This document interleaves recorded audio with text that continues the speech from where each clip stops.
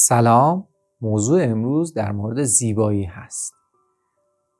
خیلی ها به هر حال دوست دارن که پوست زیباتر، شادابتر و همچنین موی زیباتر و شادابتر و پرپشتری داشته باشن. و به نظر من آقایون و خانم ها فرقی نمیکنه. همه این زیبایی رو دوست دارن و خداوند هم زیبایی رو دوست داره. وگرنه این همه ظواهر زیبایی برای ما نمی آفرید. مشکل از اونجایی شروع میشه که بعضیا فکر میکنن زیبایی رو باید از بیرون به خودشون برسونن. در صورتی که اینطور نیست. زیبایی در واقع اون چیزی هست که نشون دهنده سلامت درون شما هست. مثال معروف میگه که از کوزه همان برون تراود که در اوست. شما وقتی که بدن سالمی داشته باشید، بدن قوی داشته باشید، این باعث میشه که شما پوست زیباتر، شادابتر، موهای پرپشت‌تر و خوشحالت‌تری داشته باشید.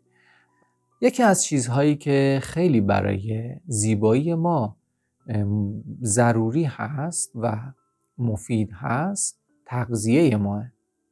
زمانی که شما تغذیه سالم و مفیدی داشته باشین، اون مواد ضروری لازم رو هر روز به بدن خودتون برسونید، طبیعتاً باعث میشید که دستگاه‌های بدنتون بهتر کار بکنن، پوستتون شادابتر بمونه، کلاژن سازی و بازسازی پوست و موی شما هم بهتر انجام بشه. از مواد غذایی که بخوام نام ببرم که در این موضوع خیلی مؤثر هست، روغن‌هایی هست که ما استفاده می‌کنیم. روغن بخش بسیار مهمی از تغذیه ما رو تشکیل میده. اگر قصد دارید که پوست و موی زیبایی داشته باشید و بدن سالمی داشته باشید، مجبورید از روغن‌های طبیعی و گیاهی مصرف بکنید.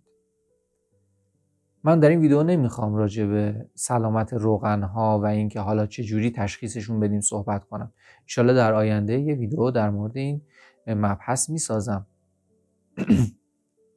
اما چیزی که مهمه این هست که روغن‌هایی که شما به نام روغن آفتابگردون، روغن سویا یا چه روغن‌های شرکتی تهیه می‌کنید، هیچ سلامتی ندارن.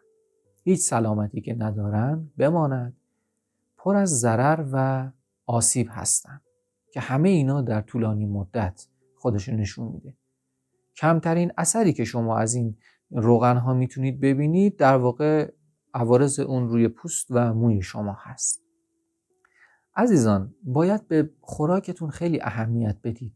اگه خواستار یک بدن پر انرژی، سلامت، پوستی شاداب و موی خوشحالت هستید، پس روغن‌های طبیعی رو دریابید.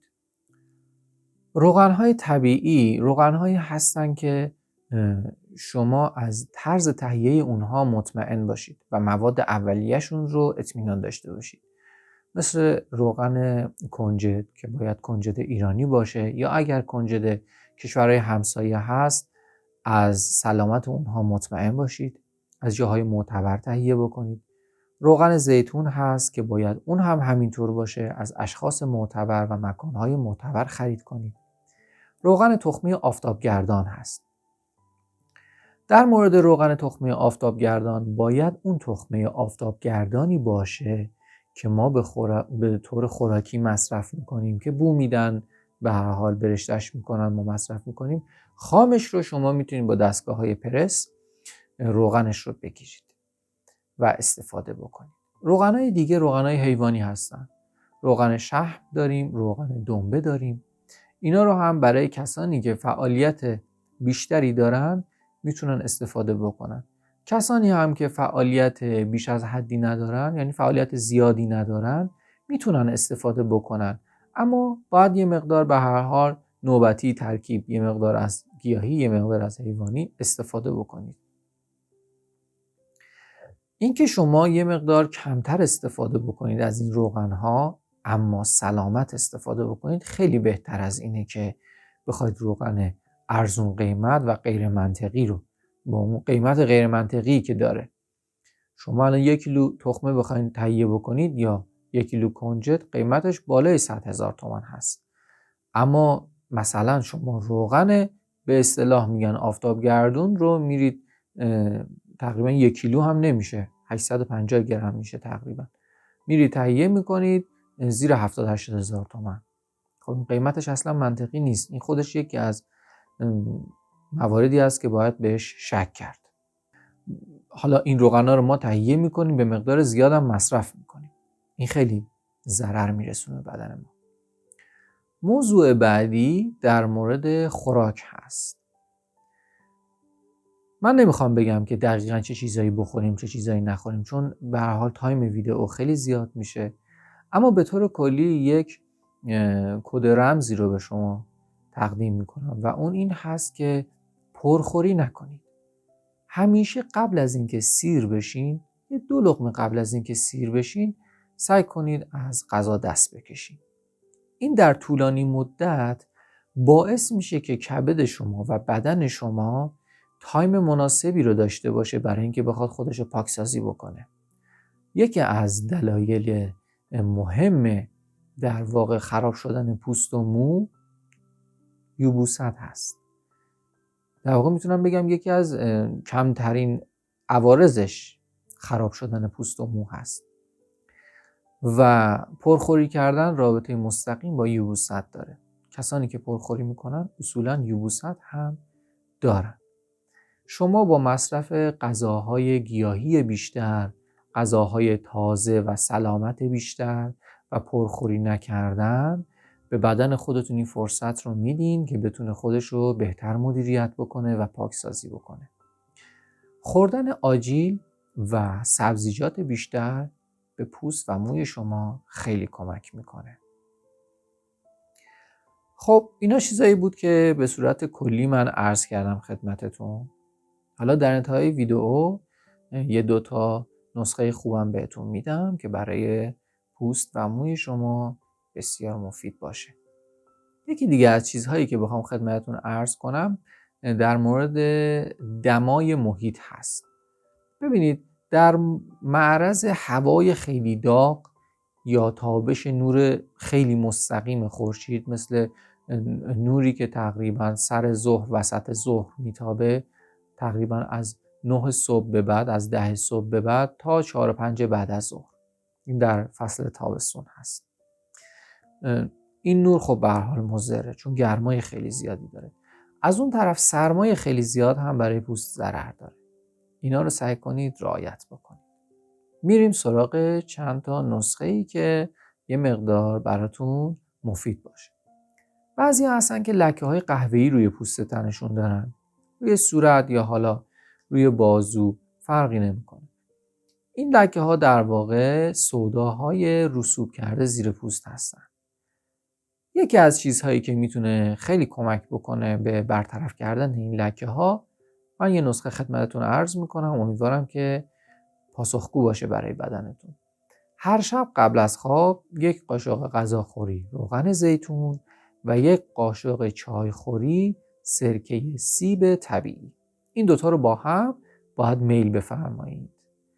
برای کسانی که طبع خیلی سردی دارن بهتره که این سرکه سیب رو 1 شب در میون مصرف بکنن، یا اگر باز هم احساس کردن اذیت میشن دوزش رو نصف کنن، یعنی نصف قاشق چایخوری مصرف کنن. این به مرور زمان باعث میشه که اون لکه های قهوه‌ای از زیر پوست شما محو میشن، پوستتون شاداب‌تر میشه.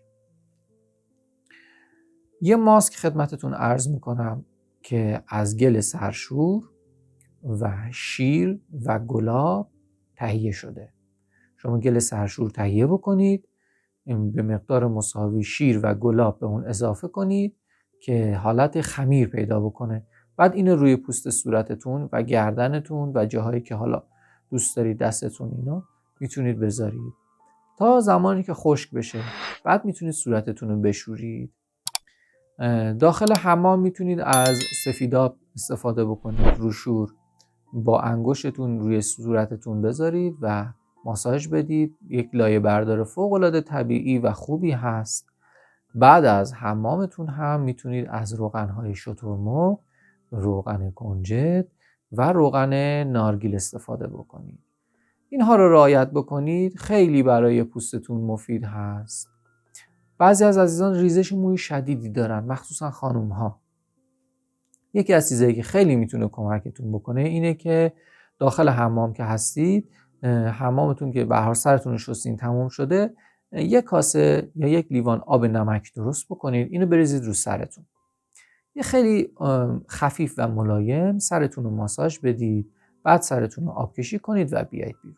این به مرور زمان کمک میکنه که طبع پوست سرتون و ریشه موهاتون گرمتر بشه و محکمتر بشه.